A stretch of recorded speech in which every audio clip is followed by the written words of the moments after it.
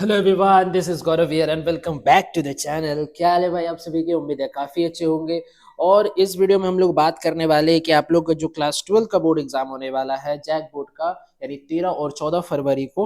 Arts चाहे science stream चाहे commerce stream, कोई भी बच्चे इस वीडियो को देख रहे हो, उन लोगों के लिए काफी ज्यादा हेल्पफुल होने वाला है वीडियो, क्योंकि इस वीडियो में हम लोग बात कर रहे हैं बहुत ज्यादा इंपॉर्टेंट, यानी कि एकदम एग्जाम पॉइंट ऑफ व्यू से एग्जाम को लेकर के बहुत इंपॉर्टेंट होने वाला है। 3 नंबर का सवाल, यानी 3 नंबर का सब्जेक्टिव कैसा आने वाला है। तो सबसे पहला काम आप लोगों को ये करना है कि अगर मेरे चैनल में न्यू है तो सब्सक्राइब कर लो चैनल को, क्योंकि सारा वीडियो का नोटिफिकेशन आप तक पहुंच सके। और बेल आइकन को भी प्रेस कर देना और सारे दोस्तों तक शेयर करना। चलो, सबसे पहला सवाल स्क्रीन के ऊपर ये दिख रहा है कि I started very late that morning and was in great in danger of scolding, especially because M. Hamel had said that he would question us on participle। यानी चैप्टर जो है वो मेरा लास्ट लेसन है, और जो ऑथर है वो मेरा कौन है? अल्फोंसी डॉडेड, यानी फ्लेमिंगो बुक का पहला chapter. And I did not know that first word about them. For a moment I thought of running away and the spending out of doors. It was so warm and bright. The birds were chirping at the edge of the wood, and in the open field back the sawmill Prussian soldiers were drilling। इतना पढ़ लेने के बाद तुरंत पढ़ लेना, फट से पढ़ लेने के बाद सवाल पढ़ना। ठीक है, सवाल में क्या लिखता है? whom does I refer in the extract, यानी सबसे पहले हम लोग आई से शुरू किए थे, दिख रहा है ये वाला आई। आई का मतलब है फ्रांस। ठीक है, फ्रांस मतलब वो स्कूल बॉय जो कि डरा हुआ था। देखो, फ्रांस हुआ सबसे पहला आंसर। उसके बाद whom does, ये तो हो गया। why was France afraid, France afraid क्यों था बताओ तो? क्योंकि उसको पता था कि मेरे जो टीचर है एमएमएल वो हमसे पार्टिसिपल्स में क्वेश्चंस पूछने वाले हैं। उसके बाद what made France think about spending the day out of the doors for a movement? Warm and bright weather besides chirping of birds make France think about spending day out of doors for a movement। ठीक है, और which word in the extract means discipline? Drilling का मतलब discipline जो last में था, देखो जब था ना, प्रूशियन सोल्जर्स वे ड्रिलिंग, और ये ड्रिलिंग का मतलब ही डिसिप्लिन होता है। समझ गया? कोई दिक्कत यहाँ तक? नहीं। चलो बाबू रे, दिक्कत नहीं करना, ठीक है? पढ़ते रहो पढ़ते रहो पढ़ते रहो, है ना? इस आलतू फालतू ध्यान मत देना, कौन सी न्यूज आ रहा है कौन सी हो रहा है। एग्जाम होगा भैया, ठीक है? बस इतना टेंशन हो। कोरोना नहीं आया है, कोविड नहीं आया है, मास्क कुछ कहीं और आया भी तो भी एग्जाम होगा रे, है ना? बस। What changes come over little France after he heard M. Hammel's announcement? जब एम हेमल का अनाउंसमेंट हुआ, क्या अनाउंसमेंट हुआ? कि सर प्रूसिया और जो फ्रांस का बीच में लड़ाई हो रहा था उसमें प्रूसिया जीत गया, फ्रांस हार गया, और बर्लिन से ऑर्डर आया है कि अब फ्रेंच लैंग्वेज ना ही एलसे के स्कूल में पढ़ाया जाएगा और ना ही लोरेन का स्कूल में, अब से जर्मन भाषा पढ़ाया जाएगा। जैसे ही एमएमएल ये बोलते हैं, फ्रांस का जो चेहरा वो देखने लायक था, और वो क्या क्या चीज सोच रहा था उस बारे में ये सवाल है। देखो, after hearing the announcement, announcement सुनने के बाद और होने के बाद, फ्रांस वॉज वेरी सैड, वो बहुत दुखी हुआ। And in regretted not learning his lesson, और उसको पश्चाताप होने लगा कि वो अपना लेसन नहीं पढ़े। And being deprived of the opportunity, और अपना अवसर खो बैठे, to learn his own mother tongue, अपना ही मातृभाषा पढ़ने का। His book suddenly become his old friends, उसका जो किताब था वो पुराना दोस्त के तरह उसको नजर आने लगा। whom he could not abandon, जिसको वो आज से पहले कभी वैल्यू नहीं दिया था, वो उसके पुराने दोस्त नजर आने लगे। Why were the elders of the village sitting in the classroom? Classroom के क्लासरूम में क्यों बैठे हुए थे?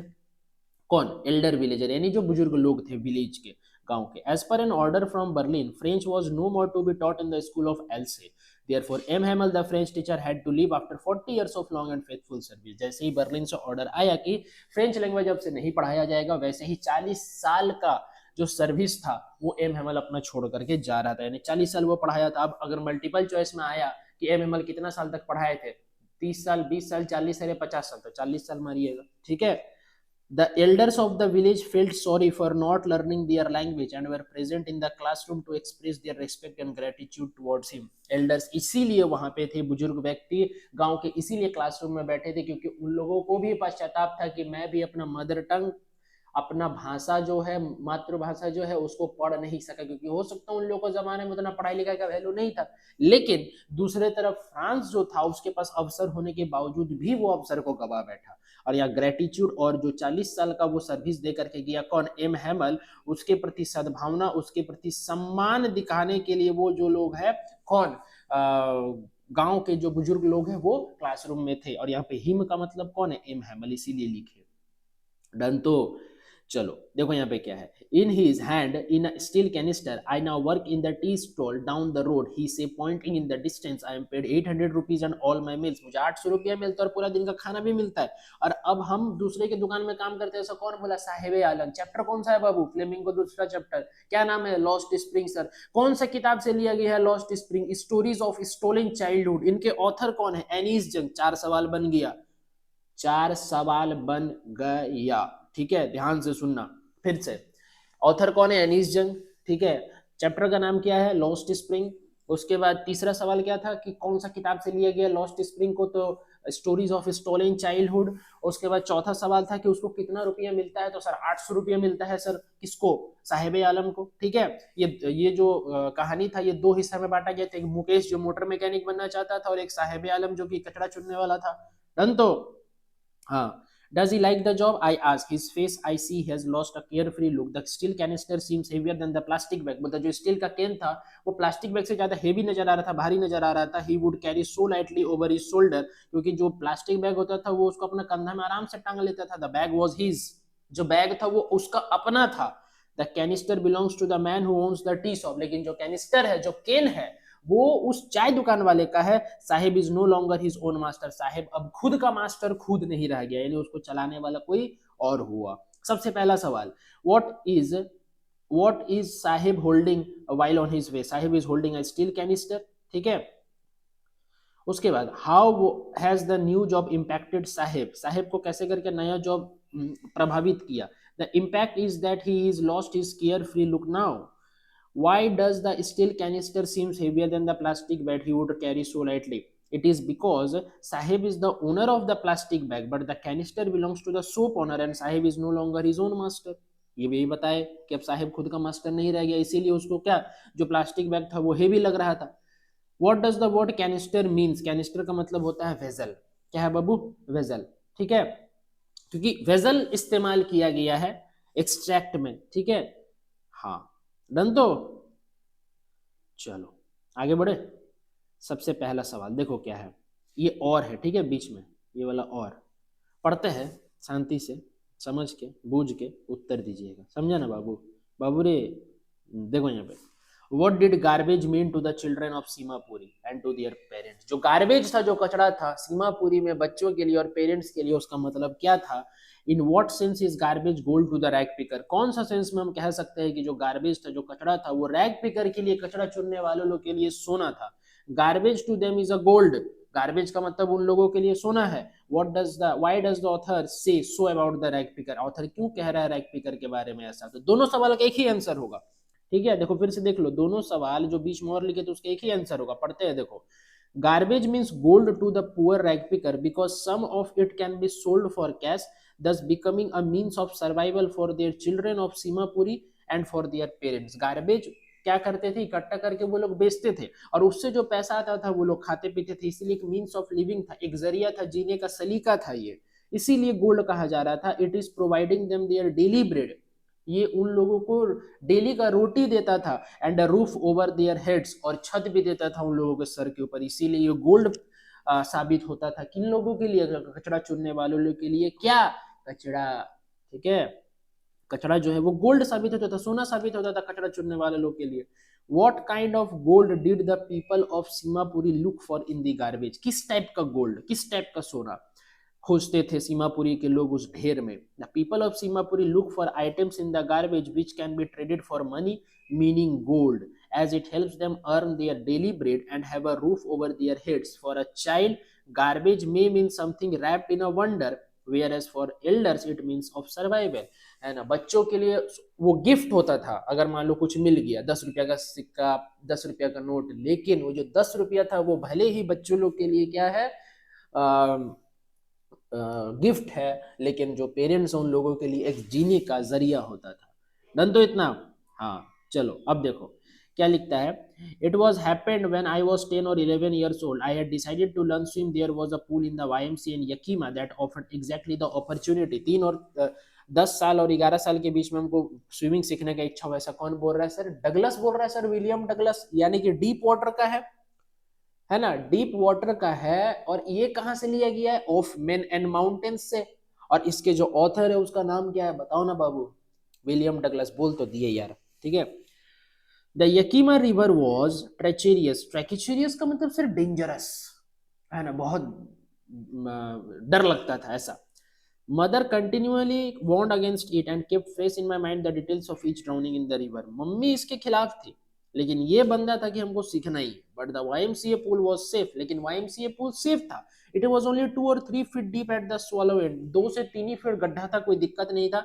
And while it was 9 feet deep eight other, लेकिन एक कोना था जहां पे वो 9 फीट भी गड्ढा था, तो हम 9 फीट की तरफ जाएगी भैया, ठीक है, जहां डूबने का भय हो। देखो, what happened when the narrator was 10 or 11 years old? The narrator decided to swim. The narrator decided to swim when he was 10 or 11 years old. Done तो कि उसको स्विम करना था। आगे दूसरा नंबर सवाल, why was the Yakima river treacherous? It was because it was deep and fast flowing, क्योंकि यकीमा था, YMCA नहीं था, ठीक है। उसके बाद, how was the YMCA pool safe? YMCA pool was safe as its depth was within 2 or 9 feet, 2 और 9 feet, ठीक है। Which word in the extract means dangerous? अच्छा, डेंजरस मीन्स ट्रेकेचेरियस, अभी पढ़िए, TREACHEROUS, ट्रेचेरियस, ठीक है।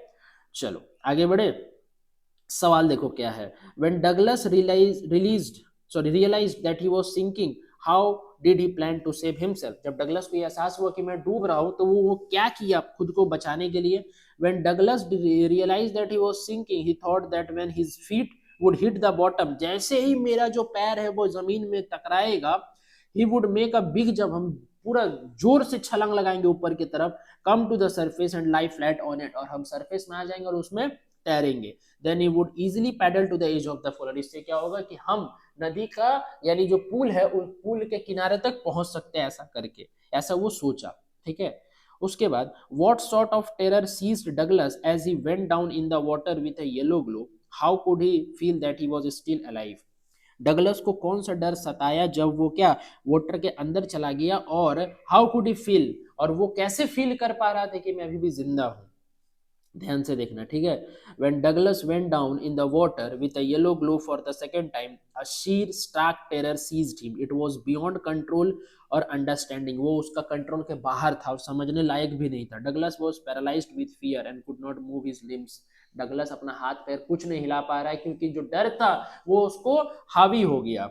Only his throbbing heart and the pounding in his head made him feel that he was still alive. जो heart था, जो उसका धड़कन था, वो धड़क रहा था, और इससे उसको पता चला, इससे उसको फील हुआ, महसूस हुआ कि अभी भी वो जिंदा है। डन तो चलो अब देखो ये वाला सवाल क्या है, बहुत ये भी और है, ठीक है, ध्यान रखना। What made the peddler think that he had indeed fallen into a rat trap? Peddler को कैसे पता चला कि हम भी रैट ट्रैप में ही पड़ गए हैं, फंस गए हैं? और why did the peddler keep to the woods after leaving the crofter's cottage? How did he feel? बोलता है कि पेडलर, वुड्स मतलब देखो, वुड्स का मतलब होता है फॉरेस्ट, और अगर सिर्फ रहता WOOD वुड, तो ये वुड का मतलब होता है क्या, लकड़ी। वुड और वुड्स में अंतर है, नाउन होता है ये सब बेसिकली, ठीक है। हाँ, वुड और वुड्स, ठीक है, अल्फाबेट और अल्फाबेट्स, बहुत कुछ होता है, तो अभी हम लोग वो सब पढ़ना नहीं है, बस अभी सवाल देखो क्या है, ठीक है। क्या लिखता है, आफ्टर स्टीलिंग द क्रॉफ्टर्स मनी, और क्रॉफ्टर्स का पॉकेट से कितना रुपया चुराया था, 30 क्रोनर, ठीक है, याद रखना। The peddler keep to the woods, woods की तरफ भागा, जंगल की तरफ, because he didn't dare to walk on the public highway, क्योंकि वो ऐसा दुस्साहस नहीं कर सकता था कि हम हाईवे से चले, for fearing of getting identified and caught, उसको डर था कि कहीं कोई मुझे पहचान ना ले, कि यही चोर है और मुझे पकड़ ना ले। It was a big and confusing forest, जैसे ही वो जंगल में घुसा, जंगल बहुत ही बड़ा था और क्या था, उसको कंफ्यूज कर रहा था। The peddler lost his way in it, peddler जो है अपना रास्ता खो दिया। Suddenly the truth ड्रॉन्ड upon him, और उसको तुरंत एक सच्चाई, एक जो थॉट है वो दिमाग में आया। ही thought that the forest was a big rat trap, वो सोचता है कि जो फॉरेस्ट है वही रैट ट्रैप है, इन विच ही हैड फॉलन, जहां पे वो गिर चुका है। The 30 kronor were like a bait, जो 30 क्रोनर है वो उसको लुभा रहा था, इसलिए चोरी करके वो फंस गया जंगल में। Which had been set to tempt him, उसको लुभा रहा था, बार बार लुभा रहा था। And he had allowed himself to be fooled and caught, और वो खुद को ही बुड़बक बनाने में साथ दिया, खुद को ही खुद बुड़बक बनाने में साथ दिया और फंस गया, ठीक है। उसके बाद देखो यहां पर भी एक और है, Why did the Iron Master speak kindly to the peddler and invite him home? क्यों आयरन मास्टर जो था वो उससे ठीक तरह से बात की और उसको अपना घर में बुलाया। How did the iron master react on seeing the stranger lying close to the furnace, है ना, और कैसे करके आयरन मास्टर रिएक्ट किया जब वो किसी स्ट्रेंजर को, दूसरा व्यक्ति को देखा किसके तरफ, फर्नेस के तरफ। ठीक है, देखो क्या है। The iron master, the owner of the Rams, जो iron work, spoke kindly to the peddler and invited him home because the he mistook the peddler for his old regimental commanded Nils Olof. ठीक है, वो सोचा कि मेरा दोस्त है, who had perhaps who had एक second who had perhaps fallen on evil day. This happened when the iron master came to the mill for inspection and noticed the peddler dressed in rags lying close to the furnace. Due to the dim light and the peddler's dirty appearance, he mistook him for his former colleague, है ना। गंदा कपड़ा की वजह से वो सोच पड़ा, वो सोच उसको सोचने पे मजबूर कर दिया कि मेरा दोस्त है नील्स ओलफ। ठीक, तो उसके बाद देखो फिर से आ गया वही चीज। No one can imagine how sad and monotonous life can appear to such a vagabond. Vagabond मतलब इधर उधर भटकने वाला, यानी पेडलर वेगाबॉन्ड था, इधर उधर भटकने वाला इंसान था, जो कि क्या भीख मांगता था या फिर रैट ट्रैप बेचता था। Who plodded along the road left his own meditation but one day this man had fallen into a line of thought which really seemed to him entertaining. He had naturally been thinking of his rat trap when suddenly he was struck by the idea that the whole world about him, the whole world with its land and seas, cities and village was nothing but a big rat trap. It had never existed for any other purpose than to set baits for people. How does a vagabond plodding along the road end life? He finds life as sad and monotonous. Monotonous था। Why did the narrator find the whole world a rat trap? It is because as the whole world existed to set baits for people. ये दुनिया पूरा rat trap है, क्योंकि ये दुनिया पता है लोगों को क्या करता है, बेट देता है, लुभाने के लिए कोई चीज देता है। जैसे हम लोग चूहा को पकड़ते हैं तो रोटी बिस्किट रखते हैं ना उस केज के अंदर, वो जो डब्बा होता है जो जाली वाला, उसमें रखते हैं, और वो जैसे ही चूहा उस लोभ के चक्कर में रोटी को पकड़ने के लिए जाता है वो बंद हो जाता है, वो फंस जाता है। ठीक उसी प्रकार इंसान को भी ये दुनिया क्या देती है, लोभ देती है, लालच देती है, और लालच के चक्कर में दुनिया में इंसान जो है वो फंसता चला जा रहा है। What was the idea that struck the narrator? The idea was that the whole world is a rat trap. What does the word monotonous? Monotonous का मतलब boring. डन तो बताओ समझ में आया? कोई दिक्कत है? नहीं ना दिक्कत है। अब देखो यहाँ पे क्या है। Why did the stranger not tell the iron master that he was not Neil Solov? जो स्ट्रेंजर था वो क्यों नहीं बोल रहा था कि भैया हम नील सोलफ नहीं है, तेरा दोस्त तू गलत सोच रहा है। The stranger did not tell the iron master that he was not Neil Solov because he thought that if the gentleman believed that he was an old friend or acquaintance, acquaintance मतलब जान परिचय वाला, अगर वो खुद मान रहा है कि ये मेरा दोस्त है, then he might take pity on him and help him by giving him some money. हो सकता है कि वो मुझे कुछ पैसे दे मदद करने के लिए, और उसका काम ही था क्या, भिक्षा मांगना, भीख मांगना और लोगों को परेशान करना। ठीक है, इसीलिए वो नहीं बोल रहा था कि भैया पैसा मिलेगा या 2-3 दिन का खाने का जुगाड़ हो जाएगा। Adela sat and hung her head even more digitally than usual, which two reasons forced her behave in that manner. देखो, Adela had shown kindness to the peddler even after knowing him that he was not a captain. उसको पता चल गया था कि captain नहीं है, फिर भी उसके प्रति दया भाव रखना। This was the reason why she felt all the more dejected when she came to know that the peddler was actually a thief who had recently robbed a crofter. उसको पता चल गया था एडला विलियमसन को, यानी एडला कौन थी, आयरन मास्टर की बेटी, की ये जो है ये क्रॉफ्टर को लूटा है और ये एक थीफ है, चोर है। She felt that she had done wrong in offering shelter to the thief. उसको लग रहा था कि मैं एक चोर को, मैं एक थीफ को शेल्टर दी, ये मैंने गलत किया है। Secondly she also felt bad because the peddler had not